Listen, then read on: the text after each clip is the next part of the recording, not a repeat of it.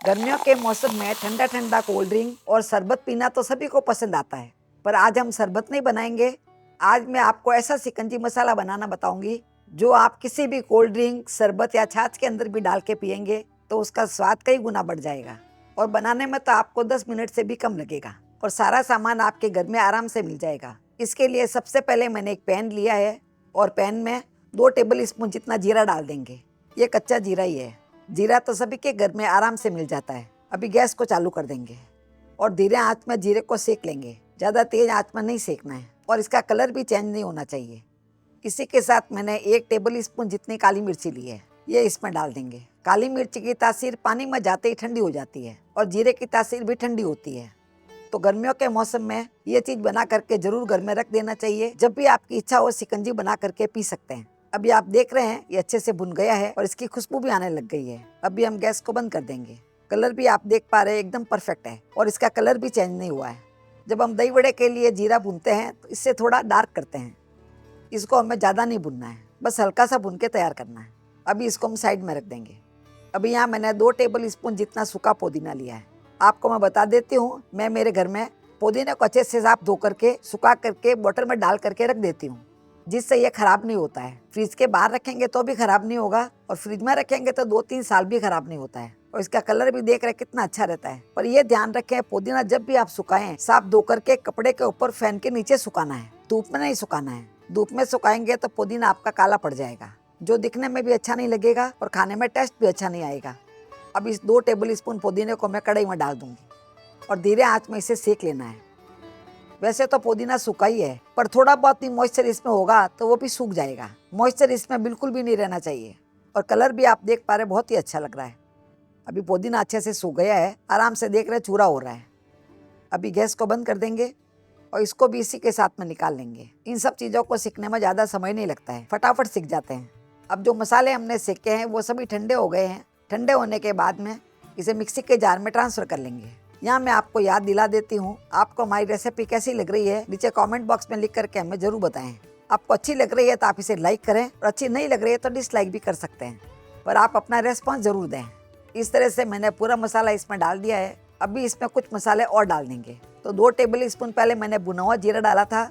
अभी 1 table spoon जितना कच्चा जीरा डाल देंगे। भुने हुए जीरे की और कच्चे जीरे की खुशबू अलग अलग होती है, इसीलिए ये 1 टेबल स्पून जितना डालना है। और 1 टेबल स्पून जितना काला नमक डाल देंगे। काले नमक का फ्लेवर इसमें बहुत अच्छा आएगा। और गर्मियों के मौसम में हमारे शरीर में से नमक की मात्रा कम हो जाती है, क्योंकि पसीना निकलता है। उस समय थोड़ा सा शिकंजी में नमक हमें जरूर डालना चाहिए।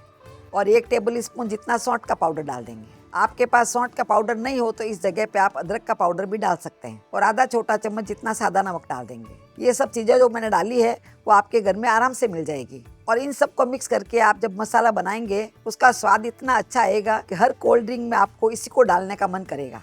अभी ढक करके इसे हम पीस लेंगे। तो आप देख पा रहे हैं मसाला बहुत ही अच्छे से पिस गया है। इस समय इसकी खुशबू बहुत ही अच्छी आ रही है। जैसे बाजार में शिकंजी मिलती है वैसी ही खुशबू आ रही है। यहाँ मैं आपको बता देती हूँ, मैं ज़्यादातर कोल्ड ड्रिंक में या छाछ में डाल करके इसे पीती हूँ। यदि आपको मीठा पसंद हो तो आप इसमें थोड़ी सी शक्कर भी पीस सकते हैं, यानी आप आधा कप जितनी शक्कर इसमें डाल करके पीस लें। ये आपको खट्टा मीठा पीने में बहुत ही अच्छा लगेगा।